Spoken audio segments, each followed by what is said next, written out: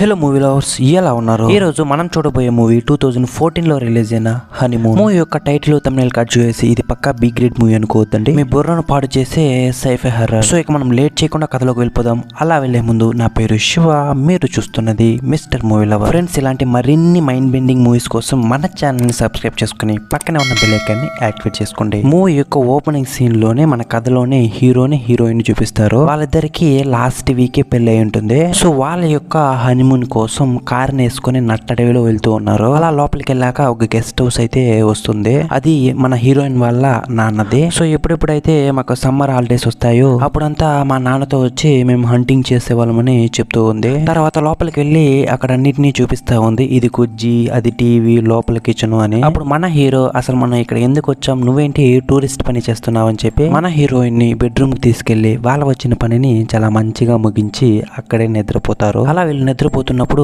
రాత్రి 1 గంటకి బయట నుంచి వచ్చే ఒక ఫ్లాష్ లైట్ మన హీరోయిన్ పైన పడుతూ ఉంది. కట్ చేస్తే మరుసటి రోజు తెల్లవారి నిద్రమతులో నుంచి లేచి అక్కడ చీలలు కొట్టు పెట్టిన ఎలుగుబంటి చర్మాన్ని చూసి నోరెళ్ళు పెడుతున్నాడు. ఇప్పుడు హీరోయిన్ వెనక నుంచి వచ్చి దాన్ని వేటాడింది మా నాన్నే. మా నాన్న అప్పట్లోనే ఒక పెద్ద వేటగాడు. అప్పుడు ఈ అడవుల్లో వేటకెళ్ళేటప్పుడు తన కంట పన్నా వదిలేస్తాడేమో కానీ వెంట పడితే ఇలా వేలాడదీయేస్తాడని చెప్తుంది. మా నాన్న మాత్రమే కాదు, నేను ఒక పెద్ద హంటరే, ఎంతైనా మా నాన్న బ్లడ్ కదా అని చెప్తూ ఉంది. అలా కాసేపు మాట్లాడిన తర్వాత ఇద్దరు కలిసి బోటింగ్ వెళ్తారు. అక్కడికి వెళ్ళి స్నానం చేద్దామని నీళ్ళలో ఏళ్ళెట్టి చూస్తే ఆ నీళ్లు ఐస్ గెట్ల కన్నా చల్లగా ఉన్నాయి. సరే మన హీరో లొకేషన్ బాగుంది, ఫీల్ బాగుంది అనేసి ఆ ముద్దులో ఎక్కడంటే అక్కడ పెట్టి ఇక చాలు అనేసి అక్కడి నుంచి వచ్చేస్తారు. కట్ చేస్తే మరుసటి రోజు ఇద్దరు ఏకదం రెడీ అయ్యి పక్కనే ఉన్న ఒక రెస్టారెంట్ కి అయితే వెళ్తారు. లోపలికి వెళ్ళి చూస్తే అక్కడ ఎవరు లేదు, ఆ ప్లేస్ నిశ్శబ్దంగా ఉంది. అప్పుడు మన హీరోయిన్ లోపల ఎవరో ఉన్నారని లోపలికి వెళ్ళి తినడానికి ఏమైనా ఉందా అని అడుగుతుంది. దానికి వాడు పిచ్చి పట్టినట్టు ఇక్కడ తినడానికి ఏమీ లేదు, రెస్టారెంట్ ని క్లోజ్ చేసినాము, మీరు బయలుదేరని అరుస్తున్నాడు. ఇప్పుడు బయటకు వచ్చి మన హీరోయిన్ యొక్క ముఖాన్ని చూస్తాడు. అసలు ఏమైందని చూస్తే వీళ్ళు చిన్నప్పటి నుంచి చడ్డీ ముడ్డి ఫ్రెండ్స్. వాడు హే క్యాట్ ఎలా ఉన్నావు అని అడగ్గా తను వచ్చి కౌగులించుకుని బాగానే ఉన్నాను ఫ్రెండ్, నువ్వెలా ఉన్నావు అని అడుగుతుంది. ఏదో ఉన్నానంటే ఉన్నాను క్యాట్, అసలు ఈ మధ్య నా టైం ఏంటో నాకే అర్థం కావటం లేదని ఏదో చెప్పినట్టే చెప్తాడు. దానికి మన క్యాట్ ఇలా అన్ని వంకరగా చెప్తే ఎలా అర్థమవుతుంది, సరే గాని అసలు ఎందుకు ఈ హోటల్లో ఒక్కరు కూడా లేరు, ఏదైనా ప్రాబ్లమ్ అని అడగ్గా అప్పుడే వీల్గానే వైఫ్ అయితే వస్తుంది అక్కడికి. అలా వచ్చి అసలు మీరెవరు, ఎందుకు లోపలికి వచ్చారు, ఫస్ట్ ఇక్కడి నుంచి బయటికి వెళ్ళానని చాలా రగ్గుడుగా అయితే మాట్లాడుతూ ఉంది. దానికి క్యాట్ అసలు ఏమైంది తనకు, ఎందుకు అలా మాట్లాడుతుంది అని అడగ్గా తను ఒక నెలగా ఇలా పిచ్చి పట్టినట్టు ఏది పడితే అది మాట్లాడుతుంది, దీనివల్లే నా యొక్క మనశ్శాంతి, బిజినెస్ సర్వనాశనం అయిపోయింది, ఇక మీరు ఇక్కడి నుంచి బయలుదేరండి, ఇక్కడే ఉంటే ఇంకా సేపట్లో మిమ్మల్ని కూడా ఈమె పిచ్చి చేస్తుందని చెప్పి వాళ్ళని అక్కడి నుంచి పంపించేస్తాడు. అక్కడి నుంచి వాళ్ళ గెస్ట్ హౌస్ కి వచ్చిన మన హీరోయిన్ ఆ రాత్రి చాలా ఓపిక్ గా మాట్లాడుకుంటున్నారు. వీళ్ళెందుకు తన వైఫ్ తో అంత రూడ్ గా నడుచుకుంటున్నాడని మన క్యాట్ అంటుంది. దానికి మన హీరో అది వాని పిల్లం వాని ఇష్టం, నువ్వు దాన్ని అంతా మైండ్ లో వేసుకుని డిస్టర్బ్ అవ్వకు, నువ్వు సైలెంట్ గా నిద్రపో అని చెప్తాడు. ఇద్దరు నిద్రపోవడం స్టార్ట్ చేస్తారు. ఇప్పుడు అలా వీళ్ళు నిద్రపోతున్నప్పుడు ఆ ఇంట్లో ఉన్న లైట్స్ అంతా గ్లిచింగ్ అవుతూ ఉంది. అలా కాసేపు తర్వాత అలారం కొడుతూ ఉంది. ఇప్పుడు మన హీరో లేచి సరే మార్నింగ్ అయిపోయినట్టుంది, ఫిషింగ్ కన్నా వెళ్దామనేసి గాలన్నంతా తీసుకుని బయట వచ్చి చూస్తే చిమ్మ చీకటి, అసలు ఏమీ కనపడటం లేదు. సరే ఇంటి లోపలికి వచ్చి అసలేంటి ఇంత చీకటిగా ఉందనేసి ఫోన్ తీసి చూస్తాడు. చూస్తే అక్కడ 3 ముక్కలే అయి ఉంటుంది. మేబీ అలారం క్లాక్ రిపేర్ అయినట్టుంది. సరే ఇల్లు నిద్రపోదామని బెడ్రూమ్ లోకి వెళ్ళి చూస్తే అక్కడ హీరోయిన్ కనపడటం లేదు. తన దగ్గర ఉన్న టార్చ్ ని తీసుకుని ఆ ఇల్లంతా వెతికి చూస్తాడు.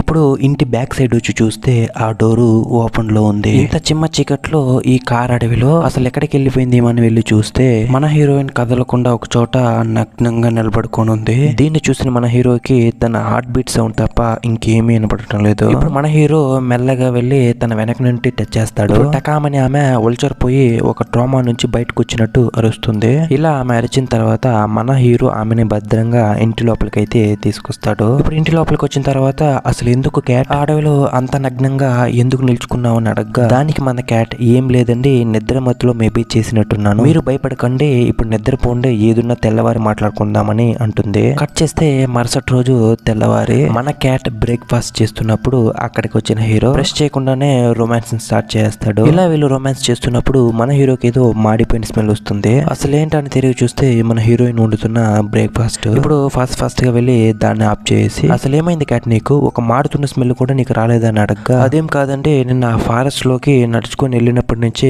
బాడీ అంతా ఒకే టైట్ గా ఉంది. 2 days మంచిగా నిద్రపోతే బాగైపోతుందని చెప్తుంది. దానికి మన హీరో లేదు మనం వెళ్ళి డాక్టర్ ని చూద్దాము నీకు ఏదో అయ్యిందని చెప్తాడు. దీనికంతా వెళ్ళి ఎవరన్నా డాక్టర్ ని చూస్తాడా నాకు కొంచెం టైట్ గా ఉంది నిద్రపోతే సరిపోతుందని చెప్పి అక్కడి నుంచి వెళ్ళిపోతుంది. మన హీరో క్యాట్ దగ్గరికి వెళ్ళి అసలు నీకు ఏమిదా అయింది బేబీ ఎందుకు ఇలా అంతా బిహేవ్ చేస్తున్నావు నాకు అసలు ఏమీ కాలేదండి 2 రోజులు నిద్రపోతే అంతా బాగైపోతుందని చెప్తుంది. సరే ఇంటి లోపలికి వచ్చిన తర్వాత మన హీరో రొమాన్స్ అన్న చేసి తనని కొంచెం కూల్ చేద్దామని చెప్పి తన కాళ్ళ నుంచి కిస్ చేస్తా వస్తూ తన తొడని చూస్తాడు. చూస్తే తన తొడ పైన ఏదో కొరికినట్టుంది. అసలు ఏంటి క్యాట్ ఇది ఏదో కొరికినట్టుంది అని అడగ్గా ఇప్పుడు టకామని దాన్ని కవర్ చేసుకుని ఏమి లేదండి దోమే కొరుకుంటుంది 2 రోజుల్లో ఇది బాగైపోతుంది సరే నేను వెళ్ళి నిద్రపోతాను చెప్పి వెళ్తుంది. ఇప్పుడు వీటన్నిటిని అబ్జర్వ్ చేసిన మన హీరోకి ఏదో జరుగుతుంది కానీ ఏం జరుగుతుందని అసలు ఏమీ అర్థం కావటం లేదు. ఖచ్చితంగా అతను ఆ అడవిలోకి వెళ్ళినప్పటి నుంచే ఇలా బిహేవ్ చేస్తుంది. అక్కడే ముందు వెళ్ళి చూద్దామని అక్కడికి వెళ్తాడు. అక్కడికి వెళ్ళి చూస్తే మన హీరోయిన్ కబ్బర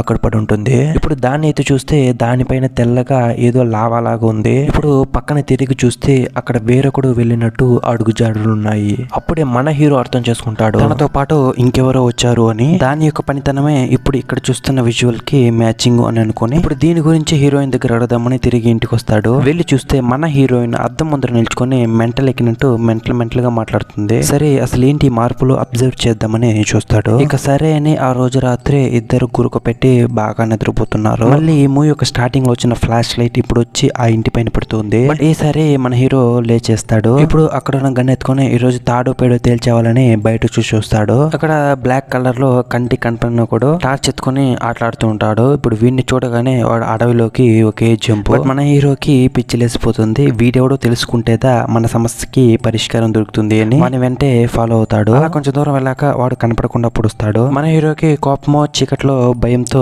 గన్ని తీసుకొని ఆకాశంలో కాలుస్తాడు. తిరిగి చూస్తాడు మన హీరోయిన్ లైట్ నేసి దడామని నిల్చుకొని ఉంటుంది అక్కడ. ఇప్పుడు అక్కడి నుంచి లోపలికి వచ్చిన వాడు ఇంటిలో ఉన్న కిటికీలన్నిటిని మోస్తాడు. ఇప్పుడు మన హీరోయిన్ అసలు ఏమైంది నీకు అని అడగ్గా ఎవడో మన ఇంటిని ఫాలో అవుతున్నాడు కొంచెం గ్యాప్ వదిలినా నిన్నే తికిలిపోతాడు అని చెప్పి చాలా ఎమోషనల్ గానే మాట్లాడతాడు. ఓరి దేవుడా మన ఇద్దరు తప్ప ఇంకెవరు ఇక్కడ లేదని హీరోయిన్ చెప్తుంది. దానికి మన హీరో అవునా బేబీ మన యొక్క హనీమూన్ కి నీకు ఒక గౌన్ తీయించాను అది ఎక్కడ అని అడగ్గా అది ఉతికి పైన ఆరాయిస్తున్నానని తడబడతా చెప్తుంది. మన హీరో ఆ గౌన్ ఎత్తి చూపించి అడవిలో నగ్నంగా ఎక్కడైతే నిలబడి ఉన్నావో అక్కడే ఇది ఉంది. అది కూడా చినిగిపోయి గుడ్డ పెలిగిలాగా ఉంది. వీటన్నిటి మించి అక్కడేదో లావా లాగా ఉంది. అసలు ఏం జరుగుతుంది బేబీ ఇక్కడ అని అడుగుతాడు. దానికి మన హీరోయిన్ నేను చెప్తున్నాను కదండి నేను నిద్రలో అక్కడికి వెళ్ళాను కానీ మన హీరోకి తెలుసు ఆమెకి నిద్రలో నలిచే అలవాటు లేదని. ఇప్పుడు మన హీరోకి మన హీరోయిన్ యొక్క ఫ్రెండ్ అయిన విల్ పైన డౌట్ వస్తుంది. వాడే తినని ఏదో చేస్తుండాడు అని. ఆ రోజు రాత్రి ఇద్దరికి గొడవలు భయంకరంగా జరిగి ఇద్దరు సపరేట్ గా నిద్రపోయి ఉంటారు. చేస్తే మరుసటి రోజు తెల్లవారి మన హీరో వచ్చి చూస్తే హీరోయిన్ తన యొక్క డైరీలో తన పేరు తన హస్బెండ్ పేరు తనకు నచ్చినవన్నీ అందులో రాస్తూ ఉంది. ఇప్పుడు హీరోయిన్ చూసిన తను సడన్ గా దాన్ని మూయేసి ఇదంతా నీకు సంబంధం లేనిది నువ్వు ఇక్కడి నుంచి వెళ్ళు అని తిడుతూ ఉంది. నెక్స్ట్ సీన్ లో ఇంటి వెనకాల కూర్చొని ఇద్దరు మాట్లాడుకుంటూ ఉంటారు. ఇప్పుడు మన హీరోయిన్ యొక్క తొడను చూస్తే ఆ యొక్క గాయం మరింత పెద్దదై ఉంటుంది. ఇదేదో చీమ కుట్టినట్టుంది రా మనం వెళ్ళి వెంటనే డాక్టర్ ని చూద్దామని అంటాడు. దానికి మన హీరోయిన్ నువ్వెందుకు ఇంత టెన్షన్ తీసుకుంటున్నావు అది కేవలం ఒక చిన్న గాయమే మనం ఇక్కడికి ఎందుకు వచ్చాము హనీమూన్ ని ఎంజాయ్ చేయడానికి ఫస్ట్ అది చేయని చెప్తుంది. బట్ మన హీరోకి నిద్ర లేదు ప్రశాంతత లేదు భయం ఒక పక్క. వీటన్నిటికీ కారణం ఆ విల్లే అనుకొని వాడిని చూడటానికి రెస్టారెంట్ కి వెళ్తాడు. అక్కడికి వెళ్ళి చూస్తే అక్కడ విల్లు లేదు విల్లు యొక్క వైఫై ఉంటుంది. అసలు నువ్వేంటి ఇంత రాత్రిపూట ఇక్కడ విల్లు ఎక్కడ దానికి ఆమె ఇదంతా నీకు సంబంధం లేని విషయం. ఇప్పుడు ఆమె తొడపైన కూడా మన హీరోయిన్ తొడపైన ఉన్నట్టే గాయం ఉంటుంది. దాన్ని చేసి మన హీరో ఇక్కడ ఏదో సంథింగ్ రాంగ్ జరుగుతుందని ఆలోచిస్తున్నాడు. ఇలా ఆలోచిస్తున్నప్పుడే ఆమె ఆ బోట్ నెక్కి వెళ్ళిపోతుంది. ఇప్పుడు కొంచెం ముందరకు వచ్చి చూస్తే విల్లి యొక్క హ్యాట్ ఆ యొక్క నీళ్ళలో పడి ఉంటుంది. దానిని చూసి విల్లికి ఏదో జరిగిందనేసి విల్లి యొక్క ఇంటికి వెళ్తాడు. అలా ఇంటి లోపల వెళ్ళి చూస్తే ఆ ఇంట్లో చాలా నోట్స్ ఉంటాయి. మన హీరోయిన్ ఎలాగైతే డైరీని రాయటం అలవాటు చేసుకుందో దాని యొక్క పీక్ ఎక్స్టెన్షన్ ఇది. ఆ రూమ్ మొత్తం ఆ యొక్క లెటర్స్ తో గుచ్చిపెట్టుంటారు. అప్పుడే అక్కడ సీసీటీవీ కెమెరా ఉండటాన్ని చూసిన మన హీరో దాన్ని చెక్ చేస్తాడు. అందులో చూస్తే మన హీరోయిన్ జరిగినట్టే ఒక ఫ్లాష్ లైట్ వచ్చి ఆమె కనకొడుతుంది. దాన్ని ఫాలో అవుతానే ఆమె వెళ్ళుంటుంది. ఇదంతా వీడు చూస్తుండగా మన హీరోయిన్ కాల ఎవరో చూస్తున్నట్లే చూపిస్తారు. దీన్ని అబ్జర్వ్ చేసిన మన హీరోకి ప్యాంట్ లో వచ్చపడిపోయి తిరిగి ఇంటికి వచ్చేస్తాడు. అలా వచ్చి మన హీరోయిన్ తో ఇక్కడి నుంచి వెళ్ళిపోదామని గొడవ పైన గొడవ వేస్తున్నాడు. కానీ ఆమె ఏమాత్రం పట్టించుకొని ఉంటుంది. దీని తర్వాత మన హీరోకి పిచ్చి పీక్స్ లోకి వెళ్ళిపోతుంది. దాన్ని పట్టి తన కాల్లో చేతులంతా వేసి బెడ్ కి కట్టేస్తాడు. దానికి నిజానికి మన హీరోయిన్ నాకు వీళ్ళకి ఎటువంటి సంబంధం లేదు, దయచేసి నేను అర్థం చేసుకొని కొంచెం రిలాక్స్ గా మాట్లాడుతుంది. ఇప్పుడు సడన్ గా మన హీరోయిన్ కి భయంకరమైన కడుపు నొప్పి మొదలవుతుంది. ఇప్పుడు ఆమె భయంకరంగా కుదించిపోయి ఏడుస్తుంది. నా యొక్క కడుపులో ఏదో పురుగు తిరుగుతుంది, దయచేసి చెయ్యెట్టి దాన్ని బయటికి తీయని చెప్తుంది. ఇప్పుడు వీడు చేపెట్టి బయటికి తీస్తాడు. అది చూడటానికి ఒక చిన్న పాము లాగా ఉంది, రక్తం అంతా పూసుకుని. దాని తర్వాత మన హీరోయిన్ మన హీరోకి వచ్చి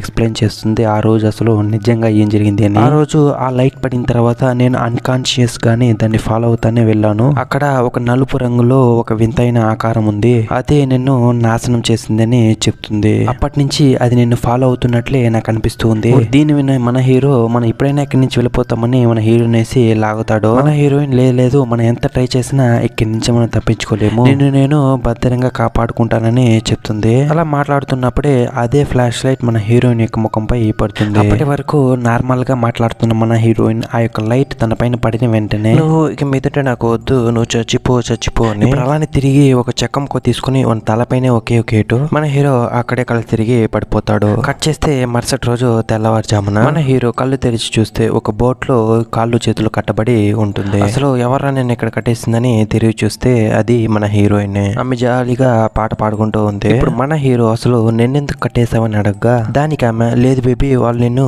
కనిపెట్టేశారు, ఇక మీదట నిన్ను నేను ఒక మంచి సేఫ్ అయిన ప్లేస్ లో దాచిపెట్టబోతున్నాను, అది ఎవ్వరికి తెలియని చోటు, నువ్వు అక్కడ భద్రంగా ఉండు అని అంటుంది. ఇప్పుడు ఆమె ఏం చేస్తుందంటే ఆ బోట్ లో ఒక యాంకర్ ఉంటుంది. సరే బేబీ ఇక నువ్వు నీళ్ళలో వెళ్ళి దాక్కు, నేను నిన్ను తర్వాత వచ్చి చూస్తా అని చెప్పి హీరోని కూడా నీళ్ళలోకి తోయేస్తుంది. మన హీరో అలానే చచ్చిపోతాడు. ఇప్పుడే ఆమె ముఖాన్ని ఒక క్లోజ్అప్ లో చూపిస్తారు. దెయ్యం పట్టినట్టు చర్మం అంతా చీలినట్టు చాలా భయంకరంగా ఉంది. ఎగ్జాక్ట్ గా ఇదే విధంగా విల్ కూడా తన భార్య హత్య చేసి వెళ్ళిపోయి ఉంటుంది. అప్పుడే మన హీరో అక్కడికి వచ్చి ఉంటాడు. ఇప్పుడు మీకు ఒక విధంగా అర్థమైంది అనుకుంటున్నాను. ఆ అడవిలో ఉన్న ఒక ఏలియన్ గ్రూపే వీళ్ళని హిప్నటైజ్ చేసి వాళ్ళ యొక్క భర్తలను చంపి వాళ్ళనే తీసుకెళ్తారు. కట్ చేస్తే నెక్స్ట్ సీన్ లో మన హీరోయిన్ కంప్లీట్ గా ఒక సైతాన్ లాగా మారిపోయి ఆ ఇంట్లో కూర్చొని వాళ్ళ యొక్క మ్యారేజ్ సీడీని చూస్తూ ఉంది. ఈ మూవీ కూడా అలానే ఏం చేస్తాడు. ఐ హోప్ మీకు మూవీ అయితే నచ్చింది అనుకుంటున్నాను.